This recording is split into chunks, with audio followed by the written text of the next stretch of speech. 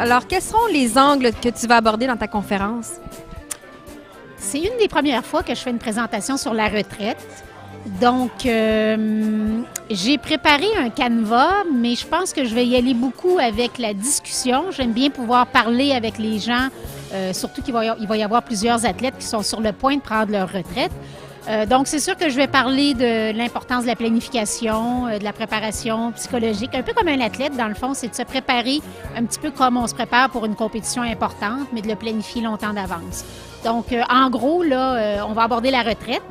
Mais c'est un sujet qui n'est pas nécessairement facile parce qu'on sait tous que les athlètes, on passe à travers une période un petit peu plus difficile de transition, mais je pense que c'est important de le faire. Toi, tu as préparé ta carrière de quelle façon? Ça fait déjà quelques années. Comment tu t'y étais préparée? J'ai terminé ma carrière quand même assez jeune, j'avais seulement 20 ans.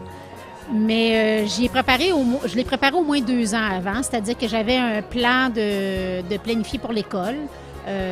J'ai jamais cessé mes études, donc la semaine que je revenais des Jeux de Los Angeles, j'étais déjà inscrite à l'université en nutrition à Québec.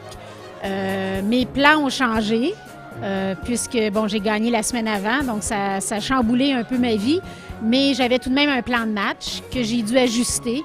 Mais le fait que j'avais planifié vraiment de retourner aux études, je l'avais en tête, j'avais des projets par rapport à ma carrière. C'est sûr qu'il a fallu que je change de direction à un certain moment donné, mais j'étais convaincue que c'est ce que je voulais faire. Donc, ça m'a aidé beaucoup.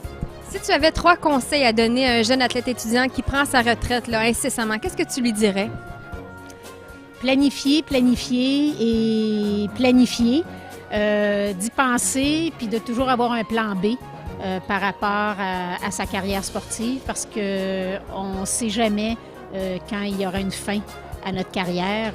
On peut être ou bien déclassé par rapport à des jeunes, on peut se blesser ou on peut ne pas faire de sélection olympique, par exemple. Donc, mieux vaut décider soi-même du moment de notre départ. Merci Sylvie. Merci.